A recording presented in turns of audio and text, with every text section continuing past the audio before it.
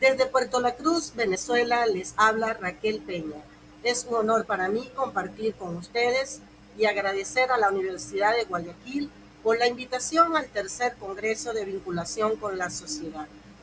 He traído para esta ponencia un trabajo de investigación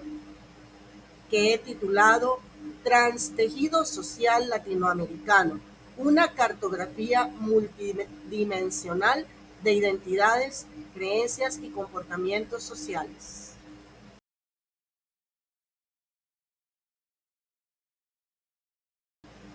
La comprensión del comportamiento social humano requiere un análisis profundo de las matrices culturales que lo fundamentan, considerando el caleidoscopio social como un instrumento que nos permita visibilidad desde diferentes prismas reflexivos. Es de entender que cada región cuenta con una cultura que es única e irrepetible, que la identifica y la define como tal, así como dentro de estos pueblos, ellos como sociedad también manejan ciertas diferencias en algunos aspectos, por ello es un tema complejo cuando se trata de hablar del mismo. En cita de Taylor, nos dice que la cultura es esa totalidad que incluye conocimientos, creencias, arte, moral, derecho, costumbres y cualquier otras actitudes y hábitos que el hombre adquiere como miembro de la sociedad.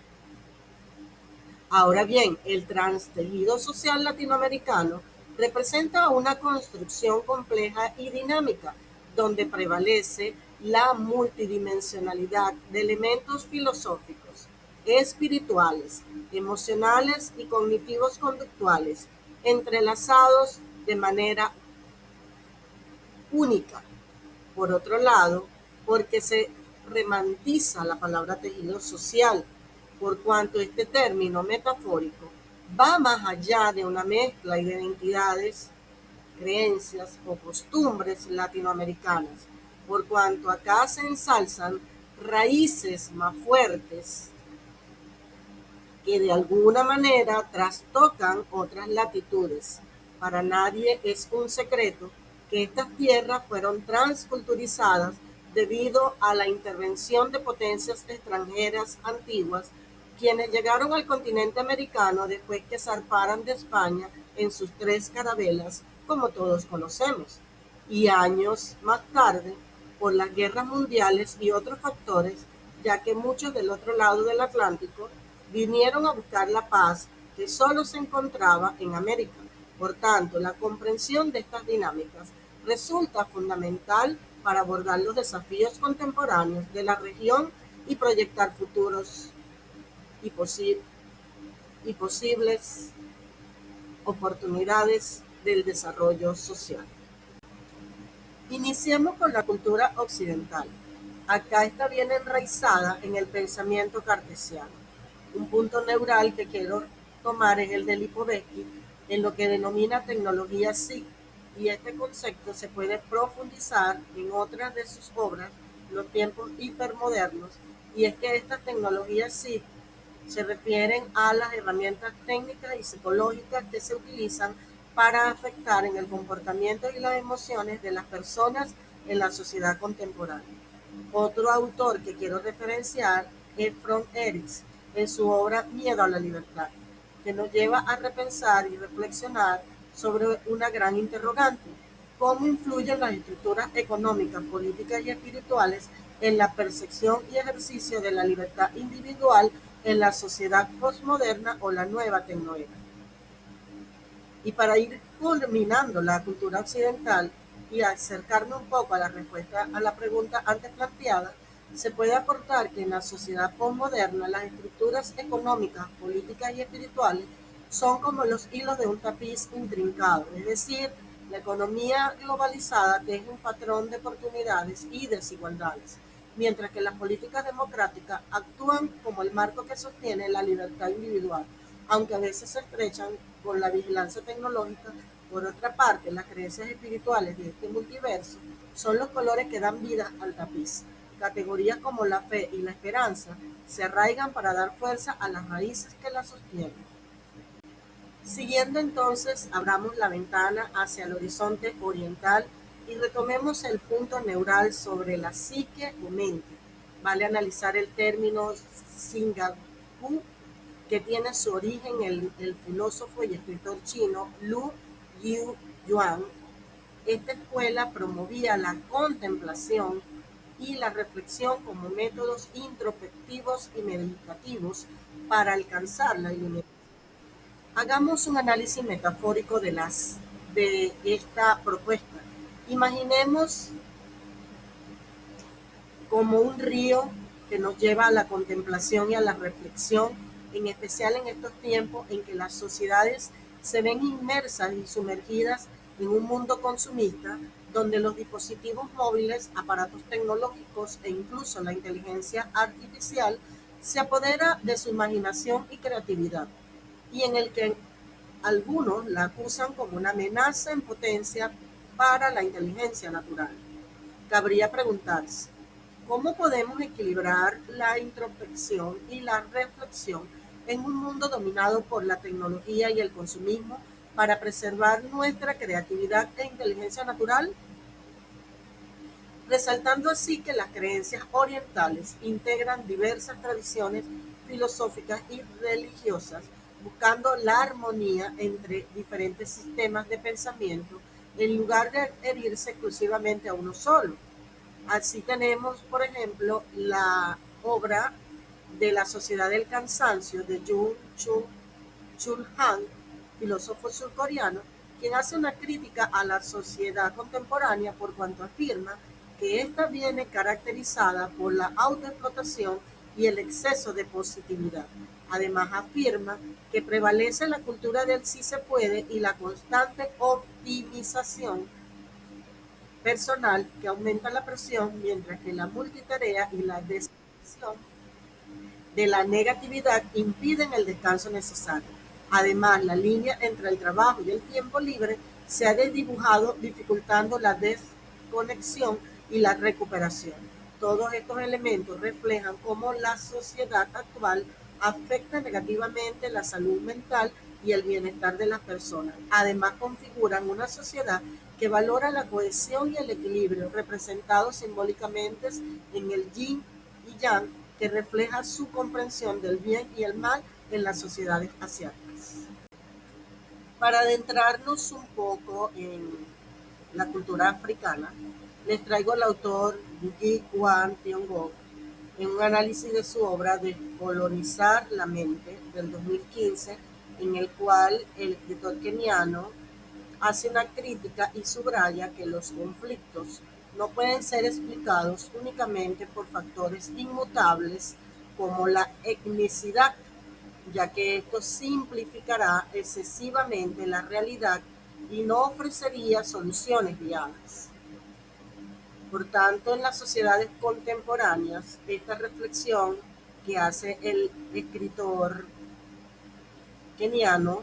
es crucial para entender que los conflictos sociales son multifacéticos y están influenciados por una variedad de factores históricos, económicos y culturales, además de reconocer que la identidad y las diferencias entre las personas son construcciones sociales que pueden ser transformadas a través de la educación y el diálogo intercultural. Ahora bien, en lugar de buscar soluciones en cambios biológicos o genéticos, es fundamental abordar las raíces históricas y estructurales de los conflictos para promover una convivencia más armoniosa y equitativa, por lo que siguiendo este análisis, vale parafrasear la cita de SEC del 2022 cuando señala a el escritor, antropólogo y físico nuclear senegalés Cheikh Anta Diop, quien dice que es importante reeducar para que se desprenda de la apariencia racial y se centre en lo humano, despojado de todas las coordenadas étnicas. Así se tiene que ambas reflexiones están invitando a repensar las estrategias de resolución de conflictos y enfocarse en la construcción de una sociedad que valore la diversidad y la inclusión, superando las divisiones impuestas por el colonialismo y otras formas de dominación. Finalmente, llegando al horizonte latinoamericano y partiendo de las obras analizadas para este constructo de Latinoamérica, tenemos acá a García Canclini en su obra Culturas Híbridas, a Roberto da Mata, un antropólogo brasileño, en su obra Carnavales, Malandros y Héroes, y La filosofía de la liberación de Dussel del año 1973, que lo vinculo con una frase que vino a mi memoria después de estas reflexiones e interpretación sobre estos textos analizados, de la cantante cubana Celia Cruz, La vida es un carnaval. Considerando entonces que todos estos estudios realizados por filósofos, sociólogos, antropólogos y escritores han determinado que el comportamiento social latinoamericano dibujan patrones distintivos en la comunicación y la expresión emocional, y que estos a su vez,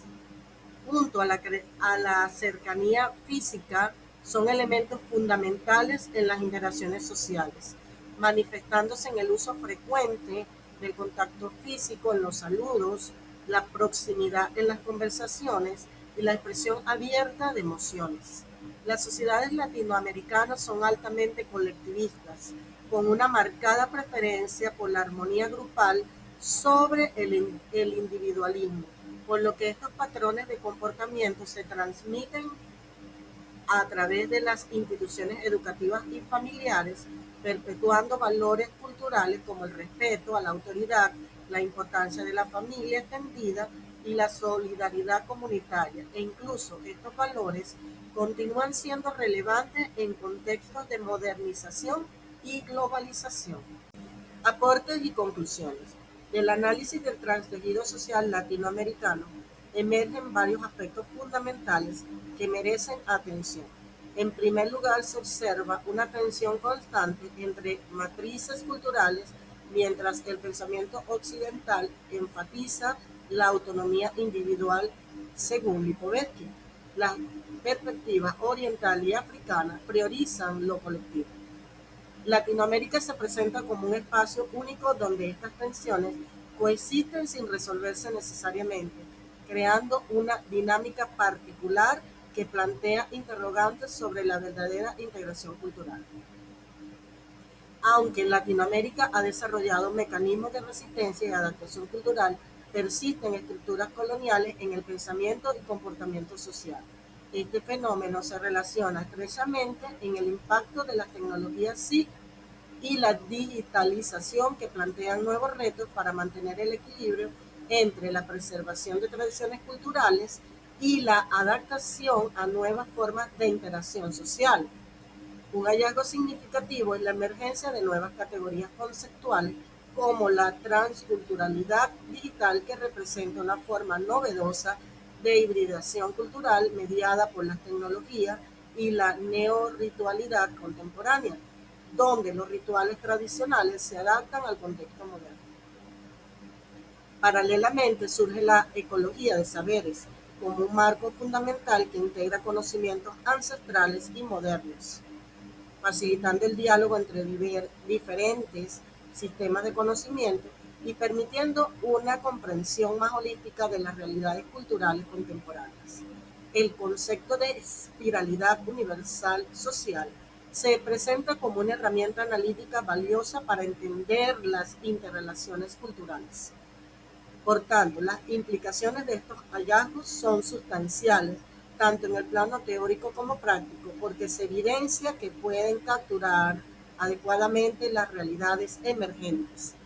Esto tiene aplicaciones prácticas significativas en el diseño de políticas culturales, estrategias de preservación cultural y programas de diálogo intercultural que respondan efectivamente a las necesidades contemporáneas de las diferentes sociedades, mientras se mantiene la autenticidad de las expresiones culturales tradicionales en un contexto global cada vez más interconectado.